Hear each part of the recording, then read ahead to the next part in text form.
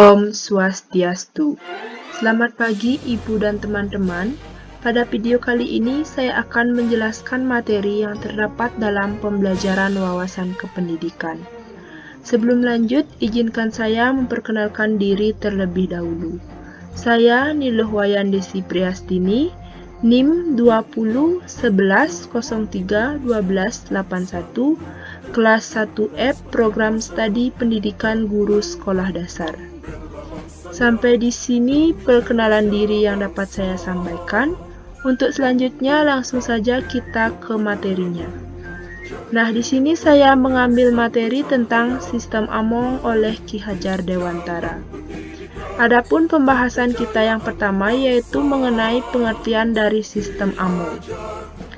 Sistem Among merupakan salah satu sistem pendidikan hasil dari pemikiran Raden Mas Suwardi Suryaningrat yang lebih dikenal dengan nama Ki Hajar Dewantara, yakni Bapak Pendidikan Nasional.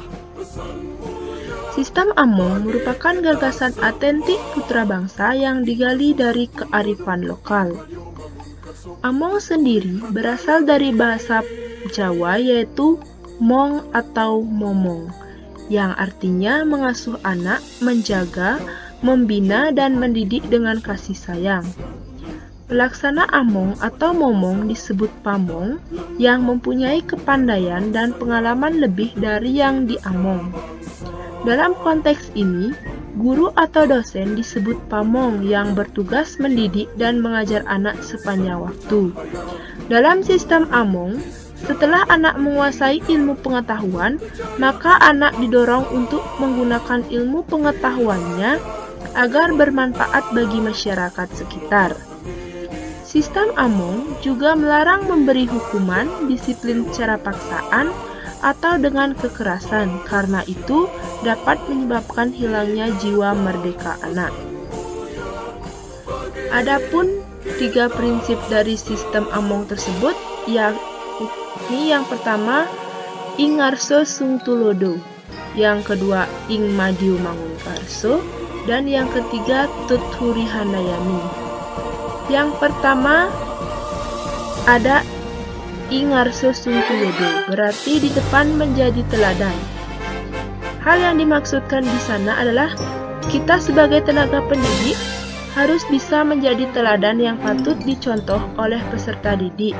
Selain itu, di saat kita menjadi peserta didik, di saat kita ingin menjadi teladan, maka dari itu kita harus memiliki sikap yang baik.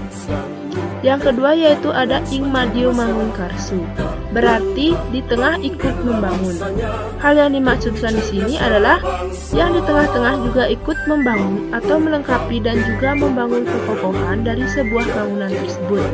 Seperti contohnya, di tengah kesibukan guru, seorang guru juga harus dapat menjadi teman maupun sahabat anak didik untuk berbagi keluh kesahnya, sehingga guru mampu memberikan motivasi anak didiknya. Yang ketiga yaitu tuthuri handayani, berarti di belakang memberi dorongan. Hal yang dimaksudkan adalah di saat kita menjadi posisi yang paling belakang, kita harus memberikan motivasi untuk ikut mendorong agar yang berada di depan maupun di tengah ikut termotivasi atau ikut terdorong agar tidak berhenti di pertengahan jalan. Seperti contohnya, ada saatnya di mana anak didik merasa lelah dalam belajar. Dengan itu, orang tua maupun guru memiliki peran penting dalam memberikan dorongan yang dapat membangkitkan kembali ketertarikan serta semangatnya dalam belajar. Sistem Among ini memberikan kesempatan yang seluas-luasnya kepada kemandirian siswa, di mana anak didik itu diharapkan mampu mengembangkan disiplin yang ada pada dirinya tersebut melalui pengalaman, pemahaman, serta uraiannya sendiri. Nah, selanjutnya saya ingin menjelaskan sedikit tentang tujuan dari sistem Among. Adapun tujuan dari sistem Among itu sendiri yaitu untuk mengembangkan anak didik agar menjadi manusia yang beriman dan berakhlak, berbudi pekerti luhur, cerdas dan berketerampilan, serta memiliki kesehatan jasmani dan rohani agar mampu menjadi anggota masyarakat yang mandiri, dan bertanggung jawab. Selanjutnya saya akan membahas tentang implementasi sistem Among dalam dunia pendidikan. Nah, sebelumnya, apa yang dimaksud dengan pendidikan? Pendidikan itu merupakan sebuah tuntunan di mana anak mencapai kodrat yang ada pada dirinya tersebut. Dalam hal ini, Ki Hajar Dewantara berpendapat bahwa dalam mendapatkan pendidikan tidak ada perbedaan berdasarkan jenis kelamin. Maksudnya yaitu, anak yang berjenis kelamin laki-laki maupun perempuan harus mendapatkan pendidikan yang sederajat sehingga anak tersebut mendapatkan kewajiban dan kebahagiaan yang semestinya. Anak sebagai makhluk atau manusia wajib untuk menuntut kodratnya agar mampu bergaul secara bebas dan natural. Dalam sekolah-sekolah yang merupakan tempat tinggal bagi guru dan muridnya untuk melakukan segala kegiatan yang tidak terbataskan waktu. Maksud dari hal tersebut yaitu, apabila dalam sekolah itu pembelajaran resmi sudah selesai, bahkan dari berbagai sekolah menambah kegiatan tambahan, contohnya yaitu seperti kegiatan ekstrakurikuler. Sehingga dengan banyaknya kegiatan itu dapat dikatakan bahwa sekolah itu merupakan tempat tinggal bagi pamong dan muridnya. Sekolah yang merupakan tempat tinggal bagi pamong dan muridnya itu diciptakan oleh Ki Hajar Dewantara, sehingga melalui hal tersebut terbentuklah hubungan yang erat antara pamong, murid, serta seluruh anggota dari sekolah tersebut. Selanjutnya yaitu rancangan pembelajaran dalam sistem Among. Dalam suatu proses belajar mengajar, diperlukan suatu rencana agar proses belajar mengajar tersebut dapat berjalan dengan lancar dan hasilnya dapat memenuhi target. Metode yang tepat dalam sistem pembelajaran di dunia pendidikan adalah menggunakan sistem Among. Dalam sistem Among ini, rancangan pembelajaran dibagi menjadi dua, yaitu rancangan pembelajaran di dalam kelas dan rancangan pembelajaran di luar kelas. Rancangan pembelajaran di dalam kelas ini terbagi menjadi 3 tahap, yaitu yang pertama kegiatan awal. Nah, kegiatan awal ini merupakan suatu tindakan bagi seorang guru pamong untuk menarik perhatian dari siswanya. Hal ini digunakan agar siswanya mau untuk mengikuti apa yang gurunya itu sampaikan. Dan dalam pembelajaran awal ini, kita juga sertai dengan doa, salam, absensi, dan juga sedikit mengulangi materi dari sebelum-sebelumnya. Tahap yang kedua yaitu tahap kegiatan inti. Dalam kegiatan inti ini, guru menjelaskan mengenai materi apa yang ingin dia sampaikan pada hari ini.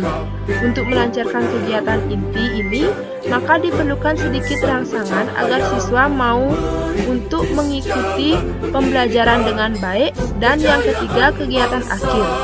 Nah, kegiatan akhir ini sama halnya dengan kegiatan evaluasi. Kegiatan evaluasi ditampilkan agar kita tahu seberapa besar materi yang dapat dipahami oleh siswa tersebut.